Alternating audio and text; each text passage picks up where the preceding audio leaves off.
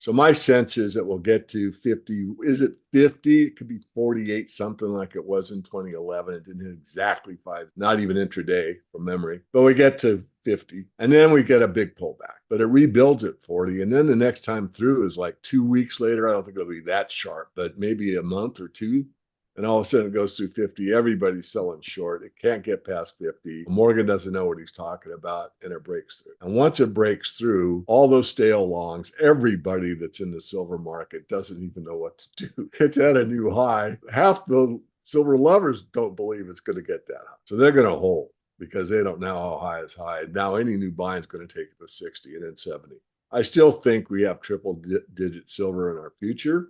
Historically, silver has performed well during economic downturns and periods of high inflation. For instance, during the 2008 financial crisis, silver prices significantly increased as people sought refuge in precious metals. Silver prices soared in the 1970s, another period of economic instability and inflation. These examples demonstrate how silver can act as a reliable store of value when traditional paper currencies are threatened. According to analysts at GSC Commodity Intelligence, the precious metal is being driven by a multitude of bullish tailwinds, including the ongoing de-dollarization movement taking shape globally. Central banks around the world are continuing to accumulate gold at a record-setting pace. DavidMorgan is a widely recognized analyst in the precious metals industry and high-net-worth investors. To understand silver and gold markets, DavidMorgan emphasizes the importance of analyzing broader financial trends. He predicts that triple-digit silver is likely in the future. Silver might rise to $100 an ounce, where it will set a major top. This might happen in the timeframe 2026 and 2027. Silver requires either exceptional market conditions like rising inflation or an extreme shortage to rise to $100, which might not be its endpoint once it clears all-time highs at 50. From a technical standpoint, Morgan also discusses the fragility of the monetary base, pointing out the exponential rise in debt levels. Drawing from his own trading experiences, Morgan suggests that exciting times are ahead for silver and precious metals. There are escalating concerns over ballooning global debt and uncontrollable government borrowing, currently at a record $315 trillion. This is yet another major catalyst fueling a global rush for gold, and allocating precious metals in a diversified portfolio is necessary.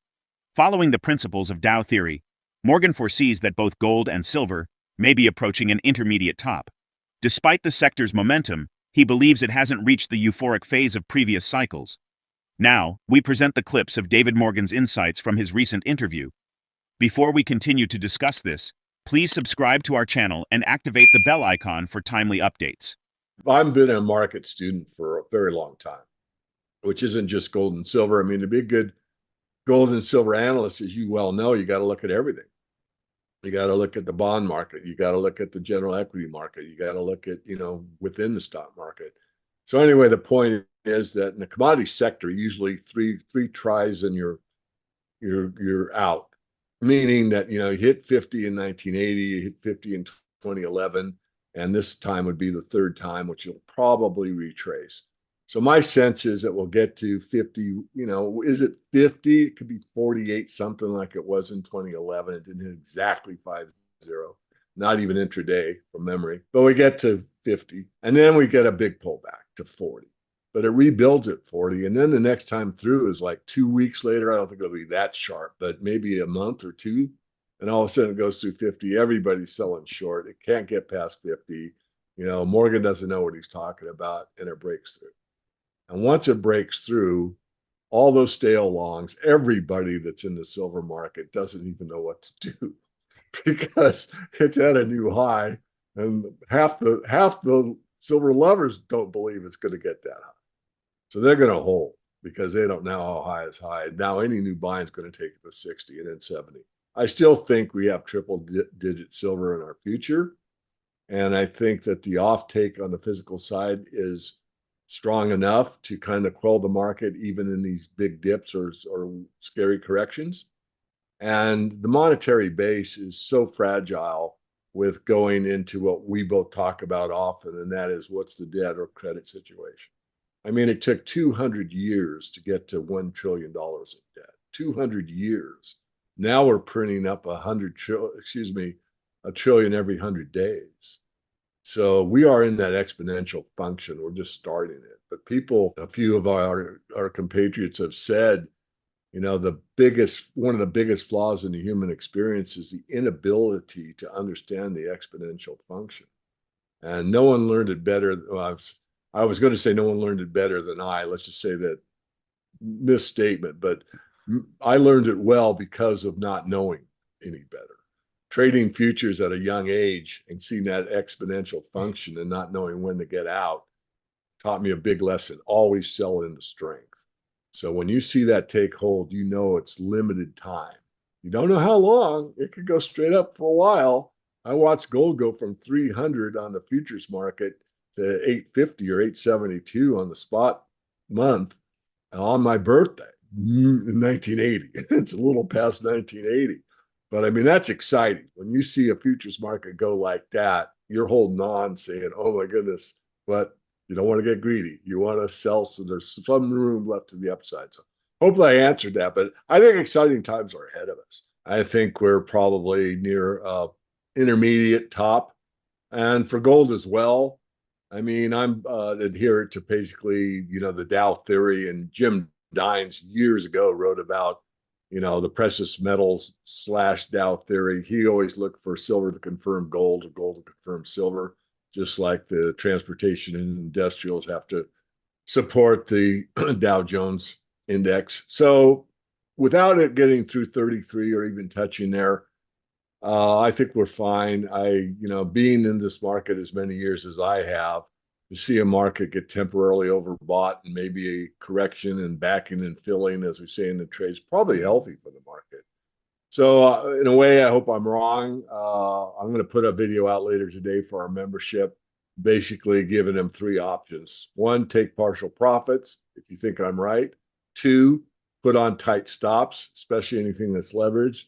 Or 3, and my favorite, and that's the right covered calls on your top tier cash-rich mining companies, which, by the way, using the IBD index finder, I forget that it's a kind of a momentum, institutional buying, how hard that sector is. It's a combination of many things. Out of my top 6, and I only have 6 in the top tier, 4 of them are like 95 percentile or higher. So that makes me feel pretty good. I mean, stock picking works if you pick the right stocks.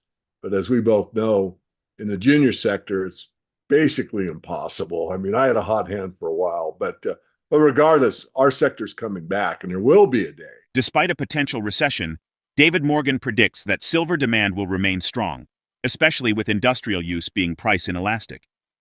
However, Morgan notes that industrial demand for silver has grown to 60% of the market, but the fluctuating investment demand will drive future price movements. Recently, industrial demand has grown significantly, now making up 64% of global silver demand, up 19% from last year. Rapidly rising industrial demand, specifically in the solar energy sector, is driving the growing market deficits. Industrial demand for silver set a record of 654.4 million ounces in 2023, and it is expected to hit new highs this year. Concurrently, Morgan believes that fear of the dollar's failure will drive investors into precious metals, leading to a significant market surge, similar to what was seen in the 1980 bull run. In the past, when currencies collapsed, silver prices often rose. For example, during periods of hyperinflation, such as in Germany in the 1920s and Zimbabwe in the 2000s, silver retained its value when national currencies did not. Let's get back to the interview.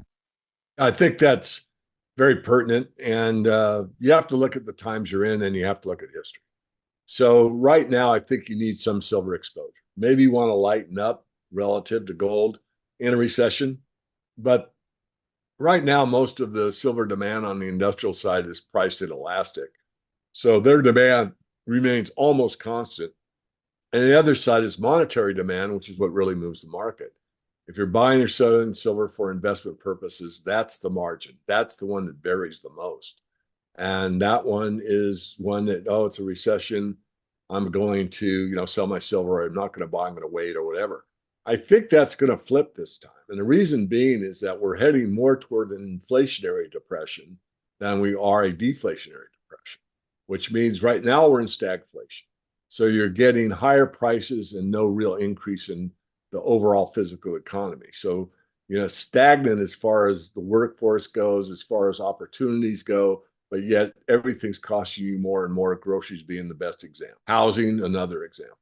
So in that environment where we're leaning more toward an inflationary depression or a recession, that mitigates the need for dumping silver because of the price going down, because the value is going up. That silver dime that's buying you, what is it, 250? So half a gallon or more of gasoline buys you a full gallon of gasoline because the value is increasing. So I think it's going to be different this time. And I don't want to sound like a perma bull. I mean, I've called every top in the way up.